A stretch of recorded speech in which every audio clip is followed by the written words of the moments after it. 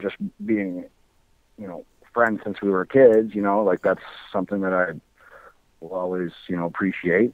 But I mean, as far as being released, I mean, a bunch of guys get released as they're trying to cut millions from their budget on the road to WrestleMania. So, they're going to cut newer guys for the most part, guys that they haven't invested a whole lot of TV time in or what have you. Right. I think I really confused everybody there. Like, I think everybody there saw me as a villain except Vince McMahon. So having that complete confusion surrounding me at all times, I was sort of the running gag. Like, we don't know what to do. We don't know what to do. And so I think that was kind of between budget cuts and confusion. I think that was my demise right there. Right, so creative just may not have been creative enough, or just didn't know where to go, or? I just don't think I think they were really confused by me, especially as they all saw me as a villain and Vince saw me as a good guy. Right. Which is kind of scary to me, thinking of me as a good guy. But hey, whatever floats Vince's boat, That's right. If they want me to be a good guy, I could be a good guy, no problem. Did you ever sit down with Vince and try, That's right. Did you ever sit down with Vince at all, and did he say to you why he thought you were a good guy, or did you get to say why you thought you were a better heel? He just thought I had, he thought I had a sort of, a really fun sort of smile and crazy eyes. I guess he could just see the sort of the playful side of me more than the, mean side, I suppose. Right. But for whatever reason that was floating around inside the billion-dollar brain of Vinnie Mac, we'll never know. But hopefully, hopefully that's not my last run at WWE. I would like to be back there at some point. I've got stuff on the plate right now, but that's definitely something I want to do, seeing as it was my dream since being a kid. I'm not going to let a bump in the road stop me completely. Well, before leaving, is there any one person that you think you could have had a program with that would have got you over more? Or was there one person that you think you would have liked to have had a program with? Yeah, there's 20 guys I could have had a program with, MVP included. Just a matter of just giving us the ball to run with it. I think I could have been an excellent villain to the Boogeyman. I think I could have been an excellent villain to Hurricane. I think I could have been an excellent good guy to Umaga or JBL, Chris Jericho. I thought one thing that would have been really fun was to chase Brian Kendrick all over the place and have to really just dance around the big wall that is Ezekiel.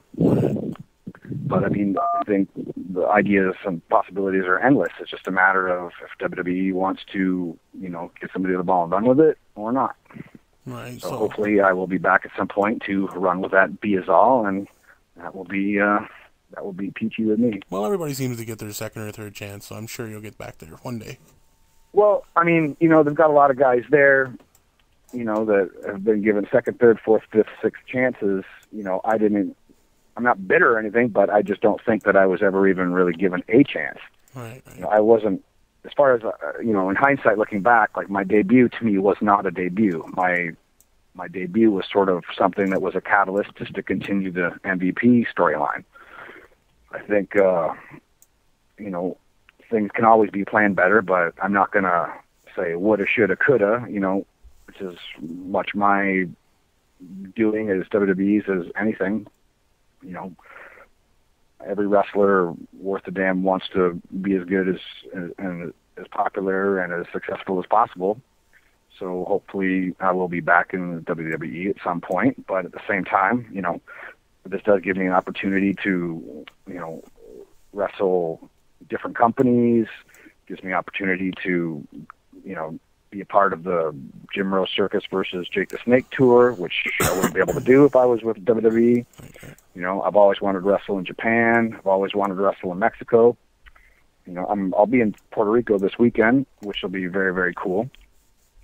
But same thing. I mean, there's always a return to TNA. There's always a visit to ROH. I mean, there's a lot of possibilities.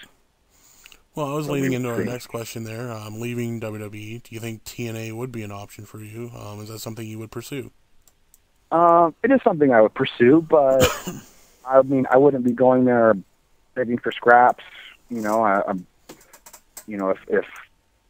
TNA is an option, then at some point, I'll sit down and see what they think, and we'll try to butt heads and see if we can figure out something. But yeah, I mean, I'm proud that there's other wrestling companies out there besides WWE. I'm proud that TNA was the first place that I got my break. I don't have any ill will to TNA, and if given the right circumstances, I'd be happy to go kick the Kizarny out of somebody in a six-sided ring. For sure.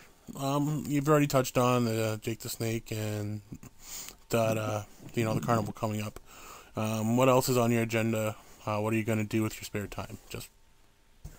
I'm going to help Jake the Snake Roberts write his autobiography, which is something that we've discussed for over 2 years at least. Nice.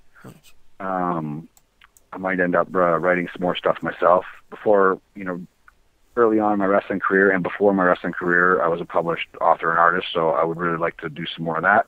But I would really like to stay busy in the wrestling ring. Like, I don't want to take any time off. Like, wrestling is sort of my drug of choice, and I would like to fill my addiction as much as possible. Right. That's why I'm itching to get to Puerto Rico and get my hands on some unlucky Puerto Rican wrestler this weekend. Other than Puerto Rico, is that the only show you have upcoming, or are you booked on anything else? Yeah, I've got independent dates coming up. They'll be on my schedule on my MySpace. Cool. So people can check that out. It's myspace.com/the original SINN. Cool. Any idea when you might come back to Canada? Yeah, whenever promoter wants me to come and wrestle for them, I suppose. There you go. Right now, I'm chilling here in parts unknown. It's nice and relaxing. There's palm trees and ocean, and it just gives me a chance to kind of think and strategize and see what I want to do. I mean, it's scary. I won't lie. Like, being a Canadian guy in the U.S. and then, being released from a company that was his lifelong dream to be at. I mean, that's definitely hard cheese to swallow.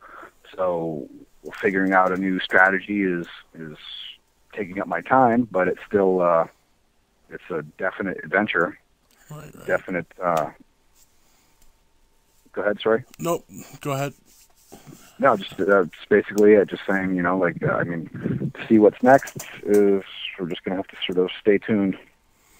Right on. Well, before we go, we always ask our guests if they have a good road story they mind sharing. Mind to share a good one with us? Share what with you? Road story. A road story. Okay. All right. I'll give you my last road story with WWE. Okay. I was traveling with Jesse, Festus, and the great Khali. So if you could picture that clown car. Khali's head sticking out of the top of an SUV like Dino from the Flintstones. Festus drooling on himself in the back seat like a mastiff. And Jesse giggling and singing country songs, whether the radio was on or not. And me sitting there talking carny to myself, looking at the GPS as I got us from point E as A to B as E.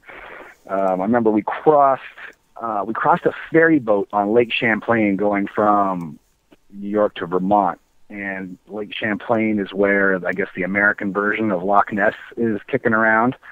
I guess the little beast's name is Champ, and we went on this ferry boat that was covered in snow, and we just trolled through all this giant chunks of ice that were like car-sized shavings of ice, which they call martini ice is what it is. And I mean, these things are huge, and it felt like we were in some sort of Discovery Channel episode. And the skipper of the boat, who I equated to Large Marge from Pee Wee Herman's Big Adventure, was telling us in her best pirate voice about Champ. And me and Jesse thought it was the coolest thing. Khali was too cool to get out of the SUV, and we also giggled at Festus drooling on himself and watching his drool turn into icicles in the sub-zero weather of the crossing of Lake Champlain. Oh, well, definitely a fun trip, interesting trip. For sure. Yeah. Yeah. And a precursor to that, the beginning of that loop, we started in Cornwall, Ontario, which put me very close to home, but not close enough. And when we crossed the border, of course, the Border Patrol pulls a clown car like that in for inspection. I think they just kind of wanted autographs and just to giggle and see the oddities that were sitting within the car. But it ended up being pretty funny. It was a pretty hilarious road trip. But yeah, for sure. So being so close to Cornwall, you said you didn't get home. Did people come see you, though? Did they make the trip? Yeah, a bunch of people got to see. I was looking forward to have my family there. They'd never seen me wrestle for WWE, and my brother and father were going to come, but they both had to work at their real-life jobs and could not be there. So that was kind of sucky, but... Yeah, no doubt. Your jobs suck. Yeah. All right. Well, thank you for your time, and the pleasure was all ours. Kizarny, stay tuned and see what comes of him. Check his MySpace out / The Original Sin /N. Is that correct? Yeah, The Original Sin. Perfect. All right. Well, thanks again for coming on the show, and again, the pleasure was all ours. Thanks very much.